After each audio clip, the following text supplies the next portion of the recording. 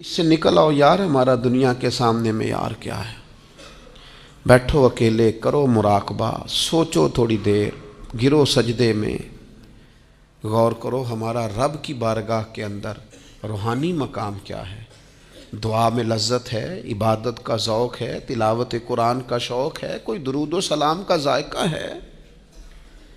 کبھی دل کرتا ہے کہ آج کچھ نہیں کرنا، صرف میں نے نفل ہی پڑھنے، کچھ صدقات و خیرات کا، سخاوت کا مزاج ہے؟ اپنی زندگی میں اس چیز کو لاگو کریں۔ بہت سارے لوگ ایسے ہیں جو بظاہر اس طرح کا سٹیٹس نہیں رکھتے، اس طرح کی طبیعت نہیں رکھتے، اس طرح کا مزاج نہیں رکھتے، لوگ ان کو وہ مقام اور مرتبہ نہیں دیتے، لیکن عند اللہ ان کا بہت زیادہ مقام ہے۔ یہ میرے سامنے مشکوٰۃ شریف ہے، اور حدیث کے راوی حضرت ابو سعید خدری رضی اللہ تعالیٰ عنہ ہیں، اگرچہ یہ حدیث ابو داؤد شریف میں بھی موجود ہے۔ سیدنا ابو سعید خدری رضی اللہ تعالیٰ عنہ فرماتے ہیں، ہم مسجد نبوی شریف میں بیٹھے تھے اور ایک آدمی قرآن مجید پڑھا رہا تھا اور باقی بیٹھ کے سن رہے تھے، اور حالت ایسی تھی کہ بعض لوگوں کے پاس کپڑا بھی پورا وجود ڈھانپنے کو کوئی نہیں تھا، یعنی ان کے جسموں پر جو لباس تھا وہ بھی اتنا زیادہ نہیں تھا کہ وہ چادروں میں سمٹے ہوئے ہوں، بس سادے سادے لباس، اس کے ساتھ وہ وقت گزار رہے تھے۔ ایک آدمی قرآن پڑھا رہا ہے۔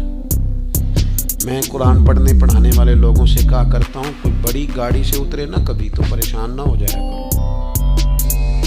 تم کسی کو دیکھو نا کہ وہ جناب بڑا جدید ترین لباس پہن کے تمہارے پاس سے گزرا ہے تو پریشان نہ ہوا کرو، تم بڑے خوش قسمت ہو جن کے سینوں میں اللہ نے قرآن مجید رکھا ہوا ہے۔ ایسے مروب نہ ہوا کرو، روب میں نہ آیا کرو۔ جناب ابو سعید خدری رضی اللہ تعالیٰ عنہ فرماتے ہیں کہ لباس بھی اس طرح میسر نہیں تھے ہمیں، پر ہم مسجد نبوی شریف میں بیٹھے تھے اور ایک صاحب قرآن مجید کی تلاوت کر رہے تھے، گویا پڑھا رہے تھے اور باقی سن رہے تھے، سیکھ رہے تھے۔ اچانک ہماری نظر اٹھی تو مدینے والے محبوب بھی تشریف فرما، حضور کو سامنے پایا تو بس کیفیت ہی بدل گئی۔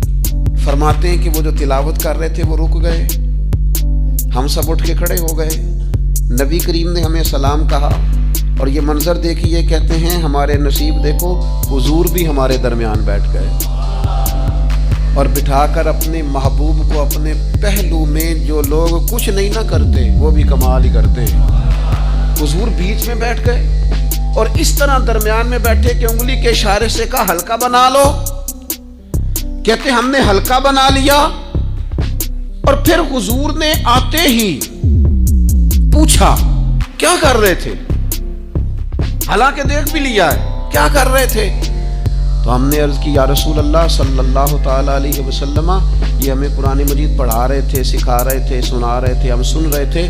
حضور نے یہاں لفظ جو ارشاد فرمائے، اگر سینے میں دل ہو تو روح وجد کرتی ہے۔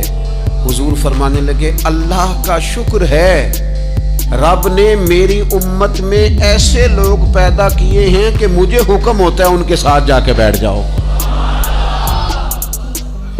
میرے عزیز یاد رکھیے گا، نبی پاک علیہ السلام نے فرمایا، کریم فرمانے لگے اللہ کا شکر ہے کہ اس نے میری امت میں ایسے لوگ پیدا کیے کہ مجھے حکم ہوتا ہے کہ میں ان کے پاس جا کے بیٹھوں، ان پر شفقت کروں، کرم نوازی کروں، انہیں اعزاز دوں، ان کے ساتھ بیٹھ جاؤں۔